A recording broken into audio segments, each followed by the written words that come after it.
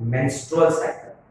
अब generally menstrual cycle में concept ये है कि जो ओवरी है, जो कंसेप्ट अपन इसके पहले पढ़ते कि एक ओवरी में एक समय में एक महीने में एक ओवा बनता है, तो दूसरे ओवरी का क्या हो रहा है, फिर दूसरा ओवरी ओवा क्यों नहीं बना पा रहा है, एक समय में एक ओवरी में ही क्यों, फिर दूसरा ओवरी में क्या शुरू है, ये सब कंसेप्ट अपन मेंस्ट्रुअल साइकिल में ही क्लियर कर पाएंगे।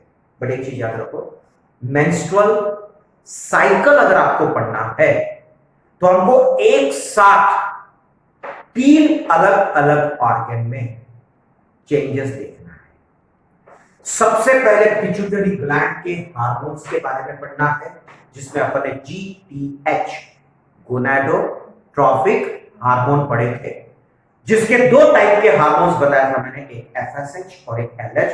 उसका हेवी यूटिलाइजेशन और डिटेल कंसेप्ट यही पे समझेगा। और बहुत सारे हार्मोन्स हैं, मतलब मेंस्ट्रुअल साइकिल पढ़ते समय हमको क्या पढ़ना है, hormonal changes, at the same time uterus का changes, at the same time ovary का चेंजेस। तो आज के पीरियड में सिर्फ अपन मेंस्ट्रुअल साइकिल को क्या क्या लगने वाला है वही पढ़ेंगे। मतलब व्हाट इज मेंस्ट्रुअल साइकिल, वहां तक हम पहुंचेंगे। Clear? What is actually menstrual cycle, ये कल ही या नेक्स्ट पीरियड में ही अपन डिस्कस कर पाएंगे, क्योंकि इतना इजी कंसेप्ट नहीं ले पा रहा। क्योंकि चलो अगर एक हार्ट पढ़ा हो तो सीधा हार्ट पढ़ेंगे, ब्रेन पढ़ा हो तो सीधा ब्रेन पढ़ेंगे, पर यहां ऐसा नहीं है।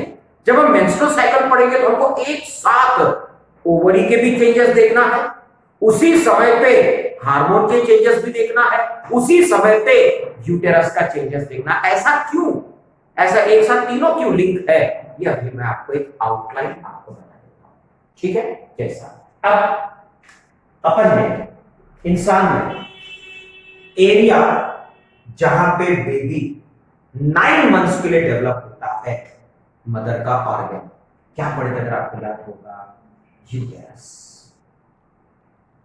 सो uterus is an organ, clear? Uterus is an organ where the developing embryo is converted into what a baby requires total 9 months, बराबर।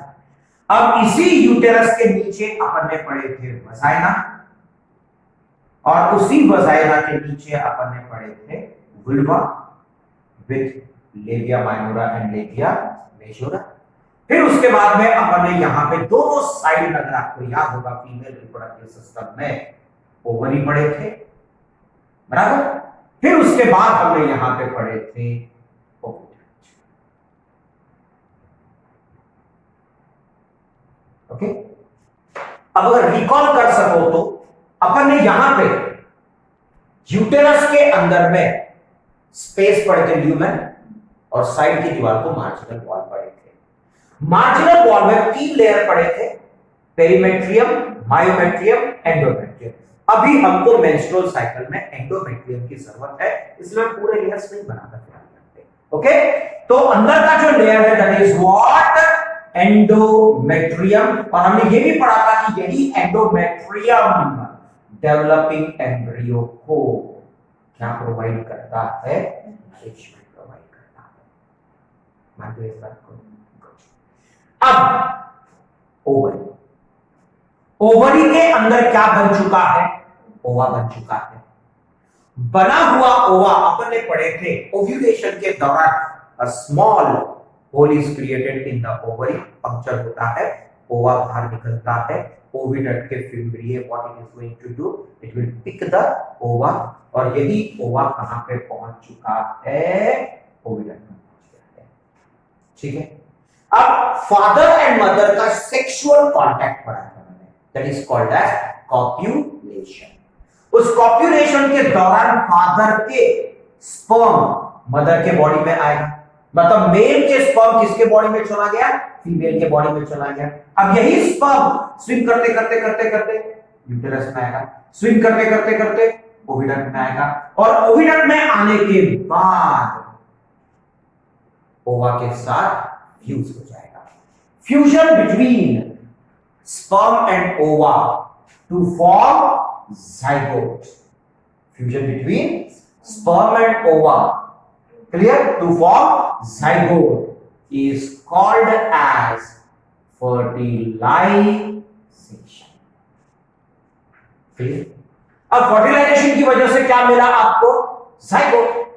अब ये जाइगोट सिंगल सेल है, क्लियर, सिंगल सेल है, जाइगोट है. माइटोसिस, मियोसिस, ये दोनों only mitosis, क्योंकि meiosis word तभी आएगा आपकी तरफ से आंसर जब जर्म सेल रहेगा, क्लियर. और इसका स्पेलिंग GER नहीं है, ZYGOT है, clear. So it will not undergo meiosis, it can only undergo mitosis. और माइटोसिस का रूल जेरॉक्स सेल बनेंगे. जो पेरेंट सेल में रहेगा number of chromosome, same number of chromosomes are maintained in daughter cell, but the daughter cells are the xerox copy of parent cell, clear. अब यहां पे ये जाइगोट डिवाइड हुआ तो एक के कितने बने? दो, क्योंकि एक सेल के कितने सेल बनते? दो ही बनते हैं. जब ये दो डिवाइड होंगे तो कितने बनेंगे? दो के चार, 4. Then the 4 cell stage will be converted into 8 cell stage. 8 cell stage will be converted into 16 cell stage. 16 cell stage is converted into 32 cell stage. बराबर. अब ये जो 32 cell stage है, this 32 cell stage is called as morula. क्या नाम है? Morula. तो कौन किस में कन्वर्ट हुआ? Zygote is converted into morula. So the process in which zygote is converted into morula is called as cleavage. क्या बोलते हैं? cleavage. तो ओविडक्ट में कितने प्रोसेस हुई? 2 process. One fertilisation, another cleavage. Fertilisation का एंड प्रोडक्ट जाइगोट, क्लीवेज का end product morula, and these both process it is taking place in oviduct. बराबर. सो ओविडक्ट में दोनों प्रोसेस हुआ है, एग्रीड. अब सबसे खास बात यह है कि मोरुला कब बना? जब जाइगोट बना. जाइगोट तब बना जब स्पर्म ओवा के साथ फ्यूज हुआ. स्पर्म ओवा के साथ तब फ्यूज हुआ जब स्पर्म बॉडी में आया. स्पर्म बॉडी में तब आया जब फादर एंड मदर का सेक्सुअल कांटेक्ट आया. स्टेप बाय स्टेप याद रखो, नहीं तो मेंस्ट्रुअल साइकिल कंफ्यूज हो जाएगा. फादर एंड मदर का सेक्सुअल कांटेक्ट आया तो अंदर क्या गया? स्पर्म. स्पर्म गया करके स्पर्म फ्यूज किससे हुआ? ओवा से. फ्यूजन हुआ करके क्या बना? जाइगोट बना करके क्या बना? मोरुला. इसका मतलब मोरुला तब बनेगा जब ओविडक्ट में स्पर्म एंड ओवा दोनों रहेंगे. स्पर्म रहेगा तो स्पर्म, क्योंकि इसके पहले बताया कि ओवा is a part of female body, वो नेचुरली बनने वाला है. वो सेक्सुअल कांटेक्ट आए चाहे नहीं आए, ओवा तो रहेगा. इसलिए हम ये नहीं बोल सकते कि जाइगोट बनाने के लिए दोनों चाहिए. जाइगोट बनाने के लिए स्पर्म की जरूरत है, ओवा तो वैसे भी आने वाला है, क्योंकि फीमेल के बॉडी में ओवा बनेगा और वो रहेगा ही.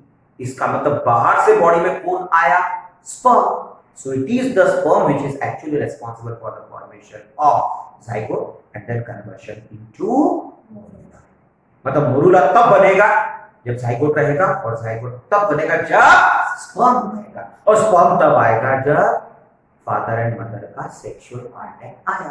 अगर फादर एंड मदर का सेक्सुअल कांटेक्ट नहीं आया तो स्पर्म नहीं आएगा. स्पर्म नहीं आएगा तो फर्टिलाइजेशन नहीं होगा. फर्टिलाइजेशन नहीं हुआ तो जाइगोट नहीं बनेगा. जाइगोट नहीं बना तो मोरुला नहीं बनेगा. मतलब ओविडक्ट में क्या पड़ा रहेगा? ग्रेट. जैसे कि वैसे कौन पड़ा रहेगा? वही पड़ा रहेगा ना. पक्का? गुड. अब सबसे और एक इंपॉर्टेंट चीज, मैंने आपको पहले बताया कि जब हम फीमेल के कंसेप्ट को पढ़ना शुरू करेंगे तो कहीं ना कहीं अमेजिंग कंसेप्ट बार बार आते रहेगा. और एक चीज, मोरुला सिंगल सेल है कि मल्टी सेलुलर है? एक है कि बहुत सारे सेल्स है, तो उसको क्या बोलेंगे? Unicellular, multicellular. And zygote खत्म. तो zygote is single cell and morula is multicellular. तो दिमाग में क्या रहेगा? मल्टी सेलुलर में तो बहुत बड़ा पंच है, जाइगोट से भी बड़ा दिखेगा नहीं. तो यहां पे एक्चुअली होता क्या है? जो जाइगोट है जब डिवाइड होता है तो उसके सेल के जो साइज रहेंगे वो कम होते जाता है. मतलब सेल का नंबर बढ़ रहा है, सेल का नंबर बढ़ रहा है, लेकिन साइज कम होते जा रहा है। इसीलिए फाइनल प्रोडक्ट मोरूला का shape, size is similar to zygote. मतलब जो मोरूला है वो जाइगोट के साइज का ही है। Clear? So morula is almost similar in size with what? Zygote. तो बहुत ही माइक्रो है। अब जाइगोट खुद ही तो सिंगल सेल था, तो माइक्रो था। अब मोरूला भी क्या बन गया? माइक्रो बन गया। बराबर? तो अब ये मोरूला खिसकते खिसकते, अगर आपको याद होगा, हमने यहाँ पे क्या पढ़ा था? इस्थमस। फिर इसी इस्थमस से मोरूला किसमें चला जाएगा? यूटेरस में आ जाएगा। अब ये यूटेरस में कौन पहुंच चुका है बताओ मुझे? मोरूला। तो मोरूला कहां पे आ गया है? यूटेरस। तो यूटेरस में क्या है? मोरूला। बड़ा है कि बारीक है? बराबर। अब ये मोरूला कहां पे आ चुका है? यूटेरस में। जैसे मोरूला यूटेरस में आएगा, बाय ग्रेविटी बॉडी के बाहर नहीं जाएगा। क्या फायदा फिर की मेहनत करेंगे? इसका मतलब ये मोरूला फ्यूचर में अगर बेबी बनाना है तो इस मोरूला ने यहां आके कुछ समय के लिए रुकना चाहिए। फिर वो जब रुकता है तो फिर जाके दीवार में फंस जाता है। आते बराबर तो दीवार में फंस नहीं पाएगा, क्योंकि आने के बाद दीवार में इंप्लांट होने के लिए, what is called as implantation, तो आने के बाद वॉल में, एंडोमेट्रियम में इंप्लांट होने के लिए मैं समय तो लगेगा। एनी प्रोसेस डेफिनेटली उसको क्या लगता है? टाइम तो लगता ही है। सो ये मोरूला आ चुका है और इसको इसमें इंप्लांट होने के इट विल टेक टाइम, लेकिन उतने समय में ये बॉडी के बाहर गिर सकता है। इंप्लांट होने के लिए उसने वहां पे अटक के रहना बहुत जरूरी है। अब एक सिंपल सादा क्वेश्चन पूछता हूं, देखो, all these concept points are related with menstrual cycle. अगर ये सब नहीं समझा आपको तो मेंस्ट्रुअल साइकिल तो समझने के लिए, because it is very confusing, because at the same time हमको 3 ऑर्गन के चेंजेस पढ़ना है, hormonal changes, ovarian changes, uterine changes. तो कंफ्यूजन तो रहेगा, इसलिए मैंने बेसिक चीजें बताया। तो एक क्वेश्चन है मेरा कि ये मोरूला यहां पे आके क्या होना चाहिए? अटकना चाहिए। मोरूला यहां पे आके अटकेगा तब जब या तो मोरूला का साइज बढ़ेगा तो अटक जाएगा, या तो अंदर की जगह कम होगा तो अटकेगा। मैंने आपको 2 कंडीशन दी है। जो मोरूला यहां पे आएगा वो रुकेगा तो इंप्लांट होगा, नहीं अटकेगा तो बॉडी के बाहर गिर जाएगा। अटकेगा तब जब या तो अंदर की स्पेस कम होगी, या तो स्पेस उतना ही रहेगा अंदर का और मोरूला का साइज बढ़ेगा। तो मोरूला का साइज बढ़ेगा तो अटक सकता है। मोरूला अगर अंदर के जगह का डायमीटर अगर कम होगा तो मोरूला अटक सकता है। तो my question is, size of morula will increase or the diameter of uterus will decrease. Diameter of uterus decrease होने के लिए कंसेप्ट क्या है? Uterus will contract or what? Swell होगा पक्का। कैसे? ब्लड कैपिलरी कैसे बढ़ेगी? ओके, एनीवे, डायरेक्ट क्वेश्चन है व्हाट? मोरूला का साइज बढ़ेगा कि यूटेरस का जगह कम होगा? यूटेरस का जगह कम होगा, बराबर। क्योंकि अगर मोरूला का साइज बढ़ेगा तो पहले से वो बड़ा साइज लेके आएगा, तो आप इमेजिन करो अंदर में डायनासोर का बच्चा थोड़ी बनाना है अपने को, बराबर। तो अंदर में इंसान का ही बच्चा बनना है। तो ये मोरूला जो यहां से आया है उसका साइज उतना ही रहेगा, सिर्फ अंदर की जगह कम होगी। अब ये शायद आपने 10th या लोअर क्लासेस में पढ़ा था, बट जगह कम कैसे होगी ये शायद पूरी तरह से क्लियर नहीं हुआ था। आपको सिर्फ शायद ये बताया गया था कि ब्लड वेसल बढ़ते हैं। वही ब्लड वेसल बढ़ेंगे तो जगह कम कैसे होगा? क्योंकि ब्लड वेसल बढ़ेंगे, थिकनेस बढ़ेगा नहीं। ब्लड वेसल ऐसी मजाक मजाक में थोड़ी बढ़ता है, बराबर। वहां पे ब्लड वेसल बढ़ने का कारण भी है। ओके, कारण ढूंढेंगे ना पर। ओके, तो इन ऑल कंसेप्ट ये कंक्लूजन ये है कि अंदर का स्पेस कम होगा। अगर अंदर का स्पेस कम होगा तो मोरूला आके अटक जाएगा और 2-3 दिन के अंदर में क्या हो जाएगा? फिक्स हो जाएगा, इंप्लांट हो जाएगा। अब सबसे बड़ा क्वेश्चन मार्क ये है कि अंदर की जगह कम कैसे होगी? अंदर की जगह कम होने का अगेन दो ही कारण हो सकता है, या तो यूटेरस कॉन्ट्रैक्ट करेगा तो जगह कम होगी, या तो दोनों साइड की दीवार का थिकनेस बढ़ेगा। अब जो चीज कॉन्ट्रैक्ट होगा वो आगे जाके रिलैक्स हो जाएगा, तो इसीलिए अंदर की जगह कम होने का रीजन कॉन्ट्रैक्शन ऑफ यूटेरस नहीं हो सकता है। जैसा ये रूम का दीवार है, अब इस दोनों साइड के दीवार का एक थिकनेस है 9 इंच का दीवार है दोनों साइड में, जिसकी वजह से सपोज अंदर में 15 फीट का जगह है। अब इस तरफ से दीवार का थिकनेस बढ़ा, इस तरफ से दीवार का थिकनेस बढ़ा है, तो अंदर की जगह कम हो रहा है। वही लॉजिक यहां पे है कि यहां पे दोनों साइड के एंडोमेट्रियम का थिकनेस बढ़ेगा, तो जैसे ही दोनों साइड के एंडोमेट्रियम का थिकनेस बढ़ा तो अंदर का स्पेस कम हो जाएगा। अब फिर क्वेश्चन मार्क ये है कि मोरूला आने के बाद बनेगा कि आने से पहले बनेगा? आने से पहले। पक्का कि आने के बाद? वो सोचो आप, क्योंकि बॉडी एनर्जी वेस्ट करना पसंद है। आने से पहले। यस, वेरी गुड, क्योंकि प्रिपरेशन पहले करनी पड़ेगी, बराबर। क्योंकि मोरूला अगर आया और अगर उसने बनाना शुरू किया तो उसको थिकनेस बढ़ाने के लिए तो समय लगेगा, और थिकनेस बढ़ाने के लिए समय लगा तब तक तो मोरूला बॉडी के जाएगा। तो अगेन कंसेप्ट ये है कि मोरूला आने से पहले ही ये थिकनेस क्या हो जाता है, बढ़ जाता है। मोरूला आने से पहले। और एक अमेजिंग कंसेप्ट बताता हूं, मोरूला आने से पहले थिकनेस नहीं बढ़ता है, जाइगोट बनने से पहले थिकनेस बढ़ता है। और एक अमेजिंग कंसेप्ट बताता हूं, जाइगोट बनने से पहले नहीं, उसके भी पहले थिकनेस बनना चालू होता है। कब? ओवा बनने से पहले ही थिकनेस बनना चालू होता है। मतलब ओवरी में, याद है अपने लास्ट पॉइंट में क्या पढ़े थे? प्राइमोर्डियल फॉलिकल, बराबर। तो यहां पे ओवरी में, यहां पे क्या है, अपने क्या पढ़े थे? Primordial follicle. इधर बनाकर बता रहा हूं साथ साथ में। तो यहां पे अपन ने कुछ पीरियड्स पहले टीएस ऑफ ओवरी पढ़े थे। क्यों, कैसे, वो तो डिटेल बता रहा हूं। अब टीएस ऑफ ओवरी में अपन ने क्या पढ़े थे? यहां पे primordial follicle. Primordial follicle is converted into, याद है, अर्ली प्राइमरी फॉलिकल।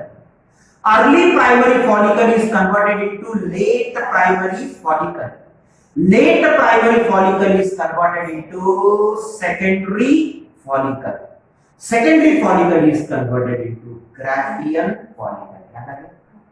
जब एक फॉलिकल दूसरे फॉलिकल में कन्वर्ट होता है तो अपन ने पढ़े थे this conversion is only because of hormone FSH। तो ये जो फीमेल है, इसका जो पिट्यूटरी ग्लैंड है, इसके पिट्यूटरी ग्लैंड से एक हार्मोन निकलेगा जिसका नाम है FSH। सभी के फुल फॉर्म बाद में पढ़ेंगे। ये FSH क्या करता है? एक स्टेज को दूसरे स्टेज में कन्वर्ट करता है, बराबर, पक्का। सो FSH is responsible for the conversion of primordial into primary, primary into secondary, secondary into Graafian follicle, बराबर। और ये फॉलिकल्स एक हार्मोन सीक्रेट करता है जिसका नाम है एस्ट्रोजन। क्या नाम है? एस्ट्रोजन। तो एस्ट्रोजन किसने सीक्रेट किया? फॉलिकल्स ने। डिटेल कल पढ़ा रहा हूं मैं, ओके। तो एस्ट्रोजन किसने सीक्रेट किया? फॉलिकल ने। एस्ट्रोजन क्या है? हार्मोन। अपने हार्मोन के बारे में क्या पढ़े थे? निकलता एक जगह से है और असर दूसरे जगह पे दिखाता है। Clear? So origin and target organs are different and the hormones are carried by blood. तो ओवरी से यूटेरस तक किसके द्वारा जाएगा? ब्लड के द्वारा। अब यही एस्ट्रोजन एंडोमेट्रियम यानी नहीं है। अब यहां ओवा बना कि नहीं बना? बनने का। हाँ बना, बनने का ही है ना। ओवा बाहर निकला क्या? नहीं, बनने का ही है। So during the formation of ओवा the follicular cell का नंबर क्या हो रहा है? बढ़ रहा है, and these follicular cells are secreting estrogen। Sperm आया भी, जाइगोट बना भी नहीं, छोड़ो अभी। क्या निकला? एस्ट्रोजन। अब ये एस्ट्रोजन क्या करेगा? एंडोमेट्रियल सेल का माइटोसिस करेगा। Mitosis of endometrial cell. तो सेल का नंबर बढ़ेगा कि उतना ही रहेगा? बढ़ेगा। जब सेल का नंबर बढ़ेगा तो सेल के बीच में कैपिलरी का नंबर बढ़ेगा। भाई capillaries are present between the cells. अपने ब्लड वेसल की खासियत क्या है? Aorta, artery, arterial, capillary, veins, venule सब है। तो ये जो कैपिलरीज है, these capillaries are found between the cells, बराबर। तो यहां पे क्या हुआ? एंडोमेट्रियल सेल का क्या हुआ? यहां पे नंबर बढ़ा। जब एंडोमेट्रियल सेल का नंबर बढ़ा तो थिकनेस उतना ही है कि थिकनेस बढ़ा? थिकनेस बढ़ेगा क्योंकि सेल का नंबर बढ़ा। तो यहां पे दोनों तरफ से थिकनेस बढ़ गया, तो अंदर की जगह कम हुई। जैसे नेक्स्ट स्टेज में जाएंगे उतने ही फॉलिकुलर सेल है कि फॉलिकुलर सेल का नंबर बढ़ा। वैरायटी ऑफ लेयर्स पढ़ते, अगर आपको याद है स्ट्रैटम ग्रैन्युलोसम पढ़े थे, कोरोना रेडिएटा डिस्कस, फॉलिकुलर जर्मिल, इतने सारे सेल्स पढ़े थे। मतलब as the stages, one stage is converted into another stage, the number of follicular cells are increasing. तो जैसा जैसा फॉलिकुलर सेल का नंबर बढ़ेगा ईस्ट्रोजन का क्वांटिटी बढ़ेगा, और जैसा जैसा ईस्ट्रोजन का क्वांटिटी बढ़ेगा वैसा वैसा माइटोटिक डिवीजन बढ़ेगा। जैसा जैसा माइटोटिक डिवीजन बढ़ेगा वैसा वैसा यहाँ पे नंबर ऑफ सेल बढ़ेंगे। जैसा जैसा नंबर ऑफ सेल बढ़ेगा वैसा वैसा यहाँ पे थिकनेस बढ़ेगा। जैसा जैसा थिकनेस बढ़ेगा वैसा वैसा अंदर का जगह कम होगा। ओवा बना कि नहीं बना? ओवा बना भी नहीं, ओवरी के बाहर भी नहीं निकला। मतलब एक फीमेल का बॉडी प्रेगनेंसी की तैयारी ओवा बनने से पहले ही कर लिया उसने। मतलब प्रेगनेंसी होगा इसकी कोई गारंटी नहीं है। गारंटी है क्या? नहीं, क्योंकि प्रेगनेंसी तब होगा जब स्पर्म आएगा ना। ओवा तो बना ही रहा। So during the formation of ओवा itself the thickness of endometrium increases. अब एंडोमेट्रियम का थिकनेस बढ़ने का दो कारण है। एक, नंबर ऑफ फॉलिकुलर सेल बढ़ा, और उसके बीच में क्या बढ़ा? कैपिलरीज बढ़े, क्योंकि ब्लड सप्लाई भी जरूरी है। तो यहाँ पे ब्लड का क्वांटिटी उतना ही रहेगा पहले जितना कि सप्लाई भी बढ़ गया, सप्लाई बढ़ गया, बराबर। मतलब यहाँ पे ब्लड वेसल बहुत है और एंडोमेट्रियल सेल बहुत सारे हैं। क्लियर? अब यहां से कौन निकलेगा? ओवा निकला हुआ ओवा किसमें चला गया? ओविडक्ट में, बराबर। अब सपोज अपन ये सोच के चलते हैं कि फादर एंड मदर का सेक्सुअल कांटेक्ट आ गया, ये सोच के चलते हैं। अब सेक्सुअल कांटेक्ट आ गया तो अंदर क्या गया? स्पर्म किसके साथ फ्यूज हुआ? तो क्या बना? मोरुला। तो जो मोरुला यहां पे आया उसको स्पेस ज्यादा मिला कि कम मिला? तो अटकेगा कि नहीं अटक जाएगा। तो ये पूरा प्रोसेस कब हुआ? जब सेक्सुअल कांटेक्ट आया। सेक्सुअल कांटेक्ट आने से पहले, ओवा बनने से पहले ही एंडोमेट्रियम का थिकनेस बढ़ा कि नहीं बढ़ा? बढ़ गया। एंडोमेट्रियम थिकनेस बढ़ने के दो कारण बताया था। One, number of cell increases, and between cell number of capillary increases, because of which blood flow बढ़ चुका है। मतलब यहां पे खून का सप्लाई ज्यादा है, बराबर। अब क्या होगा? सेक्सुअल कांटेक्ट आ गया, स्पर्म ओवा के साथ फ्यूज हो गया, फर्टिलाइजेशन हो गया, जाइगोट बन गया। बना हुआ जाइगोट मोरुला में कन्वर्ट होगा, आएगा, रुकेगा, फिक्स होगा, बेबी बन जाएगा। मतलब एंडोमेट्रियम का जो थिकनेस बड़ा था वो यूटिलाइज हुआ कि नहीं हुआ? हो गया। सो यूटिलाइजेशन हुआ है। किसका? एंडोमेट्रियम का यूटिलाइजेशन हुआ। कब? जब मोरुला बना। कब? जब जाइगोट बना। कब? जब स्पर्म आया। कब? जब सेक्सुअल कांटेक्ट आया। मतलब सेक्सुअल कांटेक्ट आया तो स्पर्म गया, तो जाइगोट बना, तो मोरुला बना, तो एंडोमेट्रियम का यूज हुआ। अगर सेक्सुअल कांटेक्ट नहीं आया तो क्या होगा? सपोज सेक्सुअल कांटेक्ट नहीं आया तो क्या नहीं जाएगा? क्लियर? Yes, very good. अगर सेक्सुअल कांटेक्ट नहीं हुआ तो अंदर में स्पर्म नहीं गया, फर्टिलाइजेशन नहीं होगा, मोरुला नहीं बनेगा, इंप्लांटेशन नहीं होगा, तो एंडोमेट्रियम का यूज हुआ कि नहीं हुआ? पूरी मेहनत वेस्ट, बराबर। उस कंडीशन में कुछ दिनों बाद ये जितना भी थिकनेस बढ़ा था ये पूरा के पूरा यहां पे क्या हो जाएगा? ब्रेक हो जाएगा। ब्रेक होगा तो क्या होगा? ब्लीडिंग हुआ। ब्लीडिंग कब हुआ? जब एंडोमेट्रियम ब्रेक हुआ। एंडोमेट्रियम ब्रेक कब हुआ? जब यूज तब नहीं हुआ जब मोरुला तब नहीं बना जब नहीं जाइगोट नहीं आया बना। जाइगोट तब नहीं बना जब स्पर्म फ्यूज नहीं हुआ। स्पर्म फ्यूज तब नहीं हुआ जब स्पर्म आया नहीं। स्पर्म आया नहीं जब सेक्सुअल कांटेक्ट नहीं हुआ। तो जितनी भी एंडोमेट्रियम का थिकनेस बढ़ा था पूरी मेहनत वेस्ट। ब्रेक हो जाएगा, ब्लीडिंग होगा, and this blood composition is called as menses. क्या बोलते हैं? अब इस मेंसेस में भर के एंडोमेट्रियल टिश्यू तो रहेगा, वहां पे बहुत सारे सीक्रेशंस रहेंगे जो एंडोमेट्रियम थिकनेस को सॉफ्ट करते हैं, वो भी रहेगा। ब्लड कैपिलरीज रहेगी क्योंकि ब्लड वेसल्स फट चुके हैं, तो ब्लीडिंग भी है, ब्लड भी है, टिश्यूज भी बहुत सारे हैं, कैपिलरी भी बहुत सारा है। और सबसे इंपॉर्टेंट चीज क्या है? पक्का नहीं?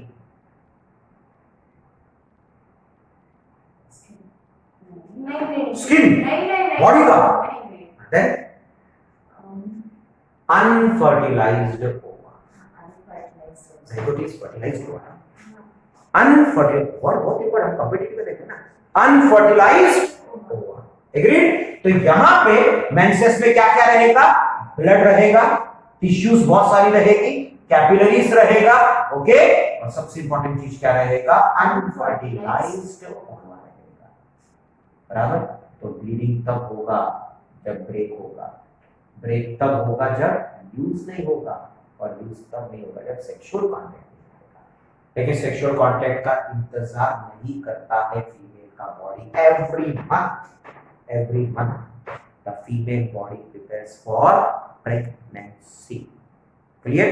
If pregnancy is successful, bleeding रहेगा कि नहीं रहेगा? नहीं रहेगा। सो ब्लीडिंग नहीं हुआ मतलब फीमेल्स आर प्रेग्नेंट, एक फिजिकल कंडीशन। क्लियर? सो ब्लीडिंग नहीं हुआ मतलब फीमेल्स आर प्रेग्नेंट।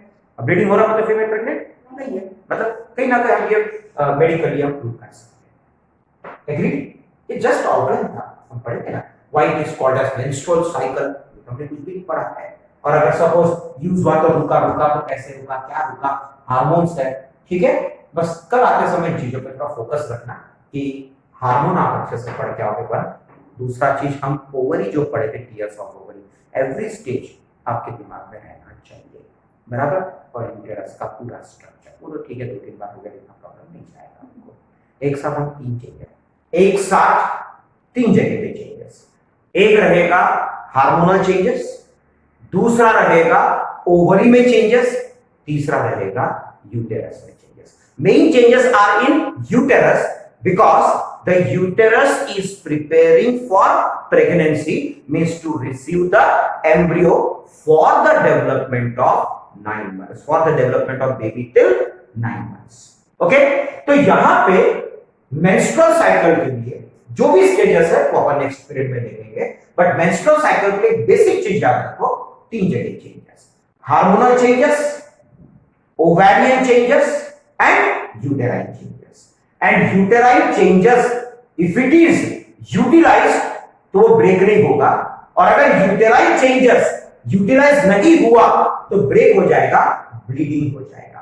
तो ये बेसिक कंसेप्ट अपन देख चुके थे, अब उसका अपन पूरा डिटेल पढ़ेंगे। अब एक साथ कितने जगह चेंजेस बताया था मैंने आपको? 3 जगह चेंजेस। तो 3 जगह में से एक पिट्यूटरी ग्लैंड है जो हार्मोन रिलीज करेगा, दूसरा है ओवरी में चेंजेस, ओवेरियन चेंजेस बोलेंगे, और ओवरी में के चेंजेस हमको क्या पढ़ना है? फॉर्मेशन ऑफ ओवा। फिर उसके बाद में यूटेरस के अंदर का चेंजेस, मतलब पूरा यूटेरस भी पढ़ेंगे हम। ध्यान रखना थिकनेस दोनों साइड से पड़ेगा, ठीक है। तो ये हो गया एंडोमेट्रियम, और एंडोमेट्रियम का थिकनेस बढ़ा तो अंदर का स्पेस कम होगा, अंदर का स्पेस कम होगा तो it can receive morula and it can hold, रोक पाएगा, नहीं रोक पाएगा। बराबर? तो अब ओवरी में 1 महीने में एक समय में एक ओवरी में एक ही ओवा बनेगा।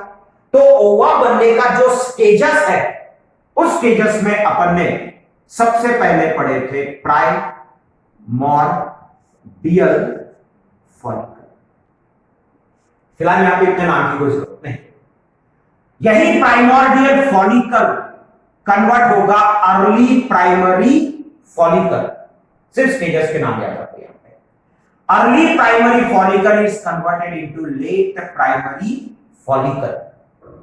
Late primary follicle is converted into secondary follicle. Follicle.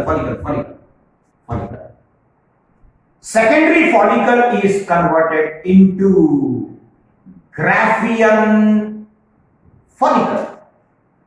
मतलब यहां पे वर्ड पे ज्यादा स्ट्रेस कौन सा आ रहा है? फॉलिकल, बराबर।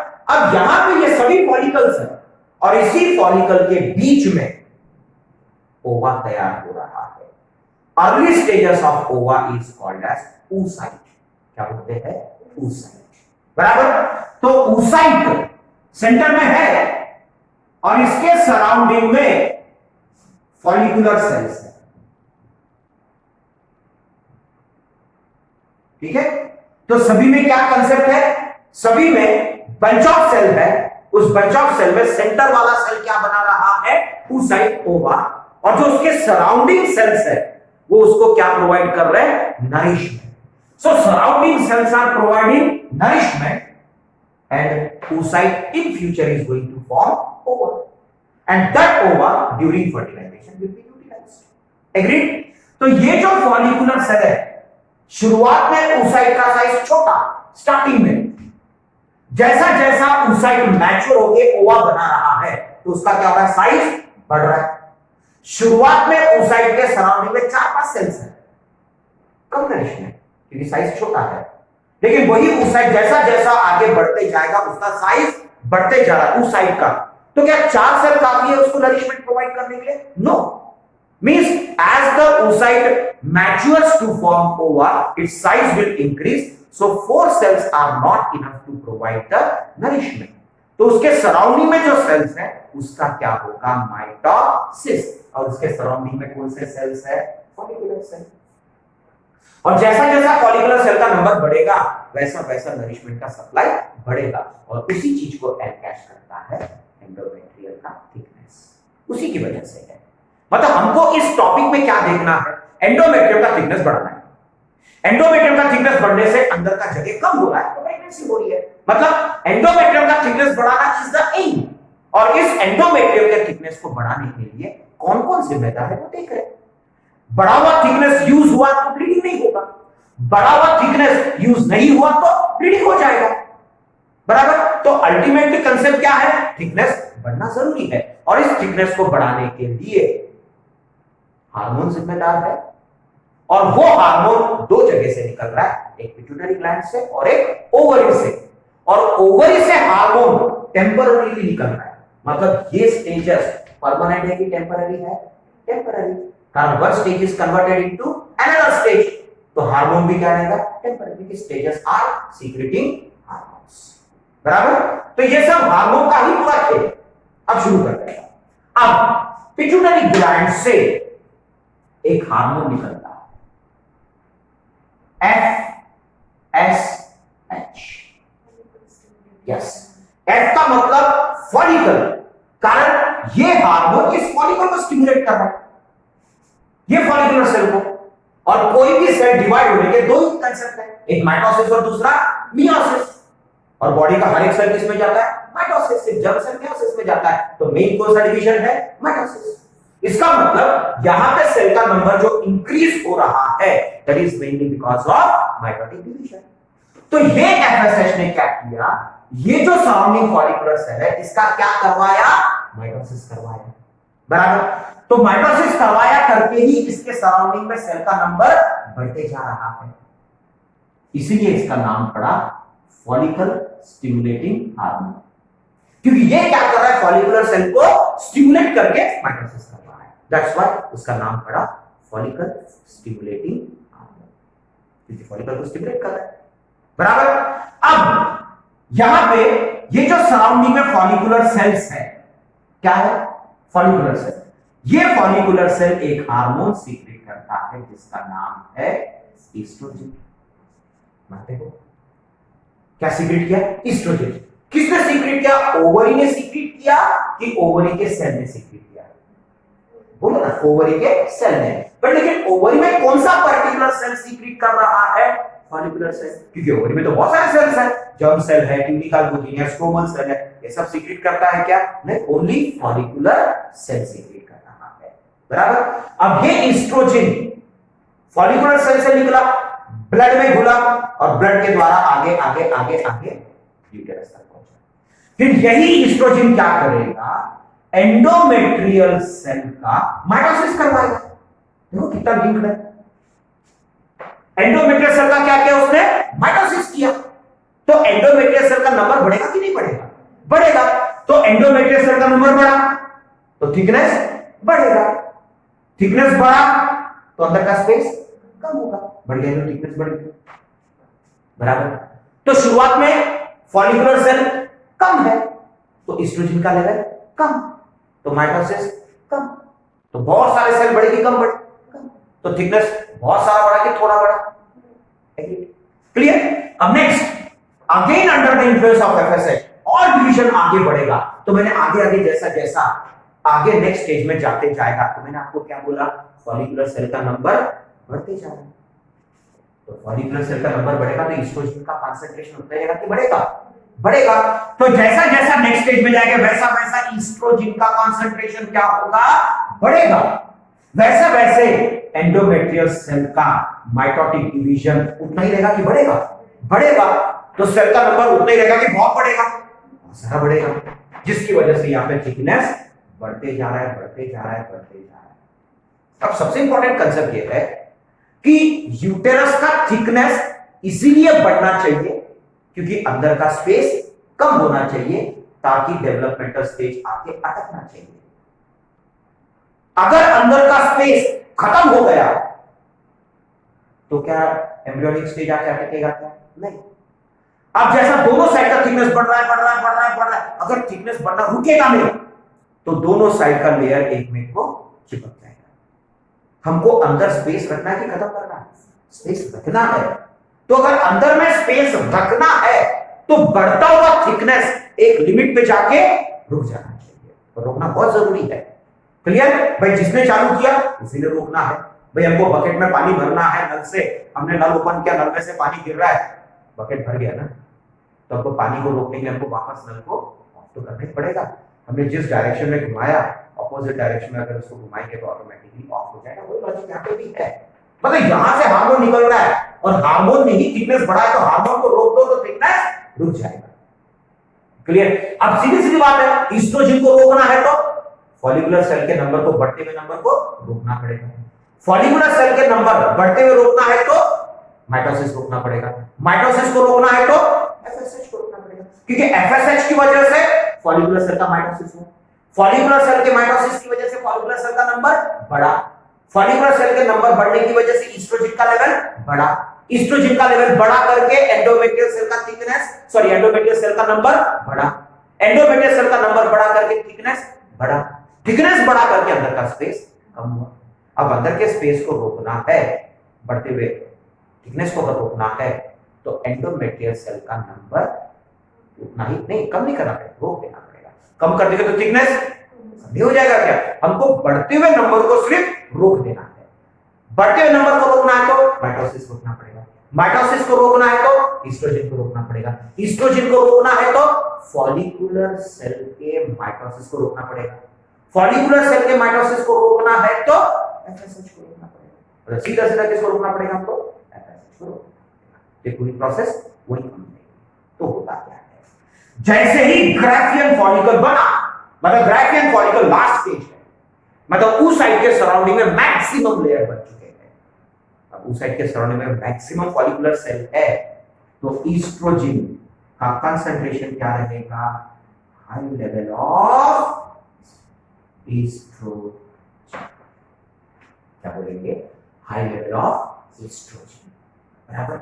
हाई लेवल ऑफ ईस्ट्रोजन ने इस थिकनेस को क्या कर चुका है?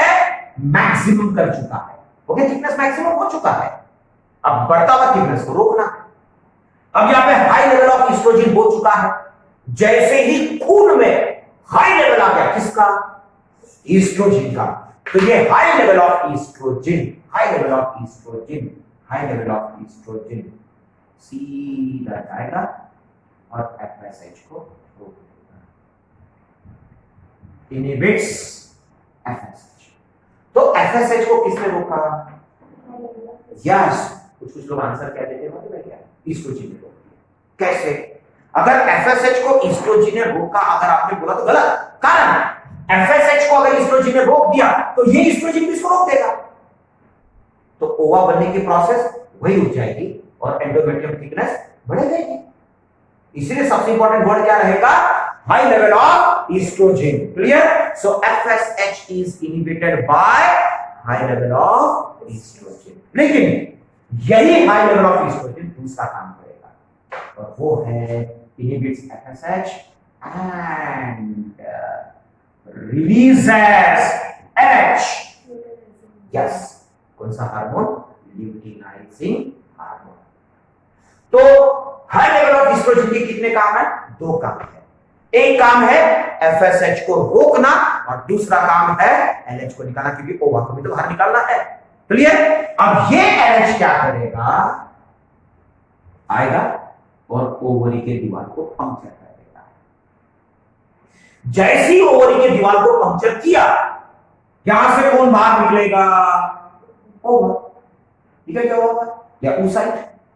रिलीज ऑफ ओवा और oocyte is called as ovulation. क्या बोलेंगे, ओव्यूलेशन। ओवा रिलीज हो गया, बराबर। अब मैं यहां नहीं बनाता, वहां बनाता। एक्चुअली क्या होता है, जिस साइड का ओवरी रहेगा उसी साइड के ओविडन में ओवा जाएगा, दूसरे साइड में कैसे जा सकता है मुझे बताओ, बराबर। लेकिन अभी मेरे पास यहां पे स्पेस, चलो बनाएंगे, ये तो आपके प्रैक्टिस। ये हो गया ओविडन, निकला हुआ ओवा किसमें पहुंच चुका है, ओविडन में पहुंच गया। अब फादर एंड मदर का सेक्सुअल कांटेक्ट आ गया, बराबर। अब आप खुद सोचो, ये थिकनेस बढ़ा कि नहीं बढ़ा, बताओ कब बढ़ना शुरू हुआ, जब ओवा बनना शुरू हुआ, मतलब ओवा निकलने के बाद बना कि ओवा निकलने से पहले बन गया, निकलने से पहले, मतलब बॉडी में ओवा बनेगा इसकी कोई गारंटी नहीं है, फिर भी यूटेरस ने प्रेगनेंसी की तैयारी करके रखा है, बराबर। अब यहां पे क्या पहुंच चुका है, ओवा। अब यहां से अंदर क्या जाएगा, स्पर्म, मतलब फादर एंड मदर का जो सेक्सुअल कॉन्टैक्ट है, this sexual contact is called as copulation. So copulation के दौरान यहां पे क्या छोड़े जाएंगे, स्पर्म्स, और यही स्पर्म स्विम होते होते होते होते कहां तक आया, ओवा तक आया। स्पर्म यूटेरस को नहीं छोड़ेगा, बराबर। तो अब यही स्पर्म किसके साथ फ्यूज हुआ, ओवा के साथ। Fusion of sperm and ova to form zygote is called as fertilisation. इसी फर्टिलाइजेशन की वजह से अब यहां पे क्या बन चुका है, जाइगोट बन चुका है, बराबर। अब यही जाइगोट अपन ने क्या पढ़े, a bunch of cell is formed called as morula, बढ़िया ना मुरुला। अब यही मुरुला खिसकते खिसकते खिसकते खिसकते खिसकते खिसकते किसमें आ गया है, यूटेरस में। कौन आया है, मुरुला। अंदर जगह कम है कि नहीं है जगह कम है करके मुरुला आके अटक गया, बाहर गिरेगा नहीं। न गिरने का मेन रीजन है अंदर की स्पेस कम हुई, मानते हैं। अब प्रॉब्लम में फंसने वाला है बॉडी, जितनी भी मेहनत उसने किया अब वेस्ट होने के चांसेस है, वेस्ट होना नहीं चाहिए क्योंकि मुरुला आ गया, बराबर। अब यहां पे अपन ने क्या बोला कि ये ईस्ट्रोजन किसने सीक्रेट किया, मुझे बताओ। एफएसएच की वजह से तो हुआ, वो नहीं है मेरा आंसर। ईस्ट्रोजन डायरेक्टली किसने सीक्रेट किया, फॉलिकुलर से। हां मत देखो, फॉलिकुलर से, बराबर। अब जैसे ही ओवरी टूटा और ग्राफियन फॉलिकल टूटा, बराबर, तो यहां पे जो ग्राफियन फॉलिकल है ये इंटैक्ट है कि टूटा हुआ है, टूटा हुआ, ruptured Graafian follicle. Ruptured Graafian follicle is called as corpus haemorrhagic. अब ये टूटा हुआ ग्राफियन फॉलिकल है, तो इसमें फॉलिकुलर सेल उतने ही रहेंगे कि कम हो जाएंगे? कम हो जाएंगे। भाई अगर फॉलिकुलर सेल का नंबर कम हुआ तो ईस्ट्रोजन कम हो जाएगा। अगर ईस्ट्रोजन कम होगा, एंडोमेट्रियल का थिकनेस कम होने के चांसेस है। मैंने कहा चांसेस है। कम होना चाहिए क्या? नहीं, देखो थिकनेस भले ही ना बढ़े, कांस्टेंट रहना जरूरी है, लेकिन कम नहीं होना चाहिए, ये ध्यान में रखना। बराबर? तो होता क्या है, ये क्या है? Corpus haemorrhagic. This corpus haemorrhagic is converted into corpus luteum. क्या बोलते हैं? Corpus luteum. और ये कॉर्पस ल्यूटियम एक हार्मोन सीक्रेट करता है, प्रोजेस्टेरॉन। क्या बोलते हैं? प्रोजेस्टेरॉन। बराबर? और ये प्रोजेस्टेरॉन एंडोमेट्रियल थिकनेस को कम नहीं होने देता। कम नहीं होने देता मतलब जितने का उतना मेंटेन कर रहा है, मतलब कांस्टेंट मेंटेन करता है। समझ गए? मतलब प्रोसेस को संभाल लिया। किसने संभाल लिया? अगर प्रोजेस्टेरॉन नहीं संभालता तो पूरी मेहनत बेकार पहले ही हो जाती। बराबर? मतलब प्रेगनेंसी के चांसेस है अभी भी। क्लियर? अब देखो, ये ईस्ट्रोजन ने एंडोमेट्रियल थिकनेस बढ़ा दिया। एंडोमेट्रियल थिकनेस बढ़ने के दो कारण क्या है? एक, नंबर ऑफ सेल इंक्रीज हो रहा है और सेल के बीच में खून की नलियां, मतलब blood vessel, the blood vessel which are present between the cells are called as capillaries. बराबर? तो इन एंडोमेट्रियल सेल के बीच में कैपिलरी का नंबर बढ़ा, और कैपिलरी में क्या सप्लाई होता है? ब्लड। तो मेरे कहने का मतलब यह है कि यहां पे एंडोमेट्रियल थिकनेस बढ़ा जरूर, लेकिन साथ में ब्लड का सप्लाई भी तो बढ़ गया। और जैसे ब्लड का सप्लाई बढ़ा, मदर ने जो खाना खाया, जो protein, vitamin, fat, carbohydrate, mineral है, तो वो सप्लाई भी यहां पे बढ़ गया। तो कहने का मतलब यह है एंडोमेट्रियल थिकनेस बढ़ा, लेकिन साथ में ब्लड का सप्लाई भी बढ़ा, और उस ब्लड के सप्लाई के साथ साथ नरिशमेंट का सप्लाई भी बढ़ गया है। बराबर? और यही नरिशमेंट डेवलपिंग एम्ब्रियो को मिलने वाला है। बराबर? अब फिर से प्रॉब्लम में फंसेगा। एक प्रॉब्लम सॉल्व हुआ कि नहीं हुआ? मतलब पहले प्रॉब्लम में फंसा, उस प्रॉब्लम का सॉल्यूशन कौन था? प्रोजेस्टेरॉन। लेकिन फिर प्रॉब्लम में फंसेगा बॉडी, क्योंकि कॉर्पस ल्यूटियम का लाइफ सिर्फ 14 डेज है। कितना? Only 14 days. मतलब 14 डेज बाद प्रोजेस्टेरॉन खत्म। क्यों? क्योंकि कॉर्पस ल्यूटियम खत्म हो जाएगा। अगर प्रोजेस्टेरॉन खत्म हो जाएगा तो एंडोमेट्रियल थिकनेस के डैमेज होने के चांसेस बेस हैं। तो इस 14 दिन के अंदर क्या क्या होने वाला है समझ जाएगा, फिर से कोई टेंशन नहीं है। इस 14 दिन के अंदर ये जो मोडुला है, ये एक और स्टेज में कन्वर्ट होता है, और इस स्टेज का नाम है ब्लास्टुला। क्या बोलते हैं? ब्लास्टुला। तो मोडुला इज कन्वर्टेड इनटू ब्लास्टुला। मानते हो? प्रोजेस्टेरॉन ने एंडोमेट्रियल थिकनेस को क्या किया? बढ़ाया कि कांस्टेंट मेंटेन किया? वेरी गुड, कांस्टेंट मेंटेन किया। अब कांस्टेंट मेंटेन करने के साथ साथ में ये प्रोजेस्टेरॉन क्या करता है? सीक्रेशन बहुत बढ़ा देता है, क्योंकि अब इस ब्लास्टुला को उस एंडोमेट्रियम में क्या होना है? फंसना है। तो दीवार क्या होनी चाहिए? सॉफ्ट हो जानी चाहिए। तो ये प्रोजेस्टेरॉन क्या करता है? इस एंडोमेट्रियम में बहुत सारा सीक्रेशन बढ़ा देता है, जिससे पूरा एंडोमेट्रियम का सरफेस क्या होगा? सॉफ्ट हो जाएगा। ठीक।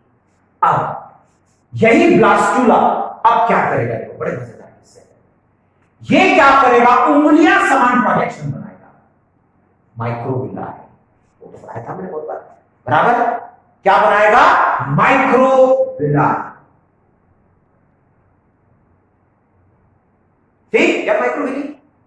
और ये माइक्रोविलाई क्या होगा, एंडोमेट्रियम के दीवार में घुस जाएगा। अब ये माइक्रोविलाई एंडोमेट्रियम के वॉल में जाने की वजह से दो फायदा हो गए। एक तो ब्लास्टुला फंस गया, मतलब अभी थिकनेस इधर उधर भी हुआ तो बॉडी का गिरने के चांसेस नहीं है, बराबर। दूसरा फायदा ये हुआ कि ये माइक्रोविलाई पूरे एंडोमेट्रियम के दीवार में गया, मतलब ब्लड वेसल्स के कांटेक्ट में आ गया, और ब्लड में नरिशमेंट है, तो ये माइक्रोविलाई साथ साथ में क्या करेगा, नरिशमेंट भी एब्सॉर्ब करेगा। मैं इस माइक्रोविलाई के दो, इसने क्या किया है, ब्लास्टुला को फिक्स कर दिया है और नरिशमेंट को एब्सॉर्ब करके सप्लाई किया है।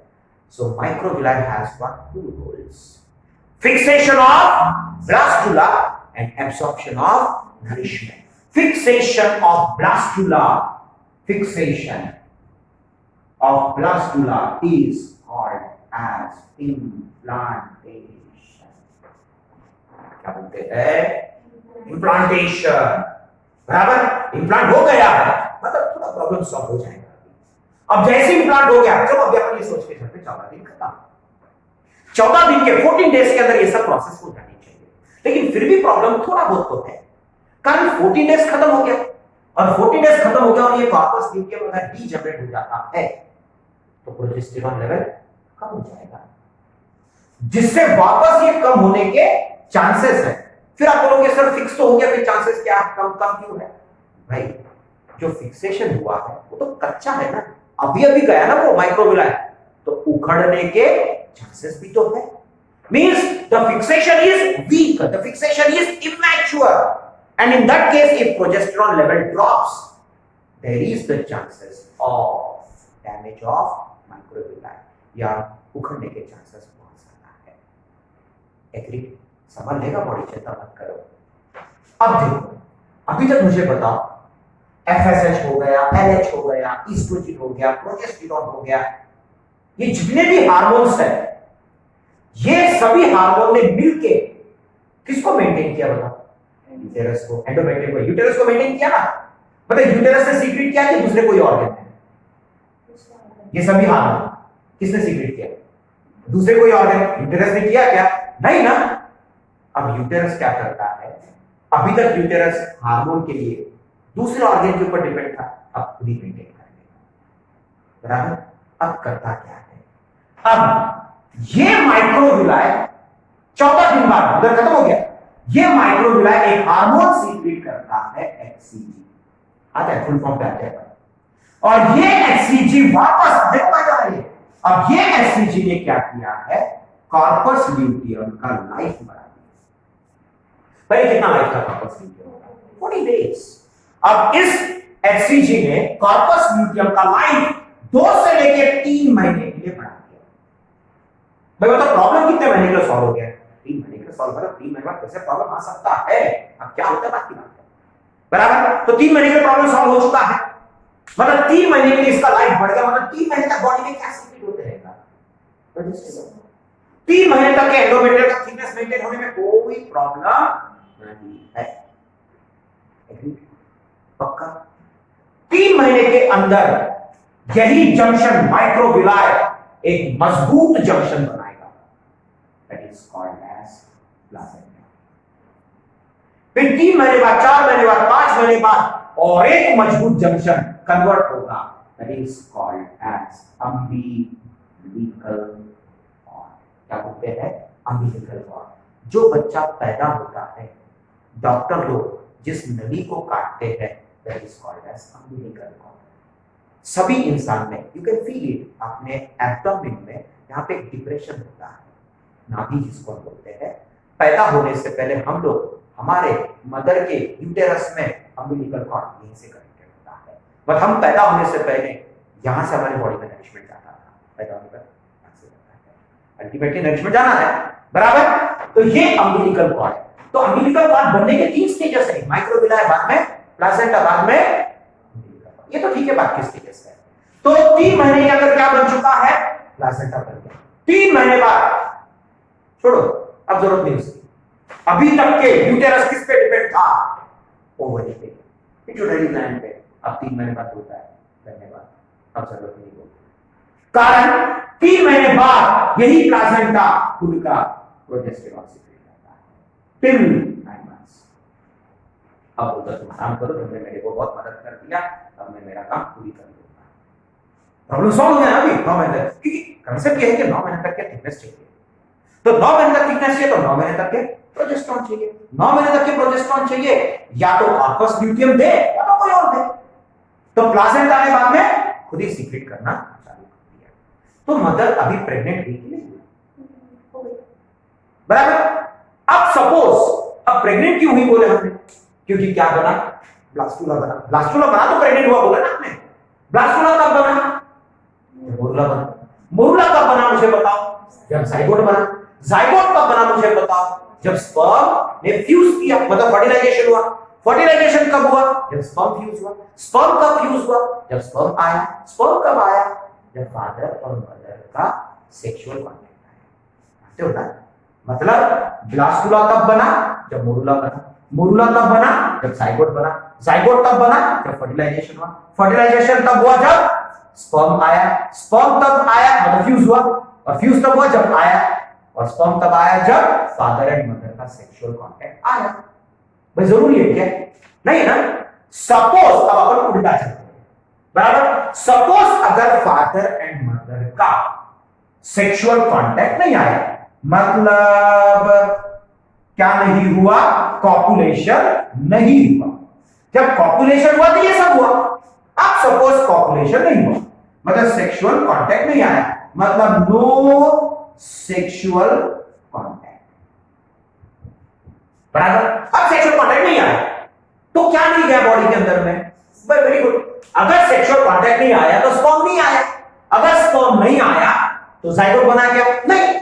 अगर जाइगोट नहीं बना तो मोरुला नहीं बना। मोरुला नहीं बना तो ब्लास्टुला नहीं बना। ब्लास्टुला नहीं बना तो माइक्रोविलाई नहीं बना। माइक्रोविलाई नहीं बना तो एससीजी नहीं बना। एससीजी नहीं बना तो कॉर्पस ल्यूटियम का लाइफ बढ़ा कि नहीं बढ़ा? नहीं बढ़ा। मतलब 14 दिन बाद ये corpus luteum gets converted into corpus albicans. कब? जब एससीजी नहीं बना। किसमें कन्वर्ट हो गया? Corpus albicans. तो अब जाइगोट बना नहीं ना, तो यहां पे क्या है? अनफर्टिलाइज्ड ओवा है। तो अब ये एंडोमेट्रियल थिकनेस यूज होगा कि नहीं होगा? नहीं होगा। तो सीधा सीधा ये ब्रेक हो जाता है, क्योंकि नेक्स्ट महीने की तैयारी करनी है ना। तो 14 दिन बाद ये क्या हो जाएगा? पूरा क्या हो जाएगा? ब्रेक हो जाएगा, बराबर। और यहां से क्या होगा? ब्लीडिंग होगा, बराबर। और इस ब्लीडिंग में क्या क्या रहेगा? ब्लड तो रहेगा, फिर उसके बाद में एंडोमेट्रियल सेल्स रहेंगे, कनेक्टिव टिश्यू रहेगा, कैपिलरी रहेगा, बराबर। और साथ में बहुत सारा सीक्रेशन रहेगा, और सबसे इंपॉर्टेंट अनफर्टिलाइज्ड ओवारी। यूएफओ नहीं, ओके। क्या रहेगा? अनफर्टिलाइज्ड ओवारी रहेगा। And this blood is called as menses, और उसका बहना is called as menstrual flow. तो एक महीने में कितनी बार होगा? एक ही बार होगा, बराबर। फिर उसका बॉडी रिपेयर हो जाएगा नेक्स्ट मंथ में। क्लियर? अभी हम डिस्कस स्टेजेस पर मेंसेस समझ गया, बराबर। क्लियर? अभी पक्का? कॉपी करें तो ठीक है।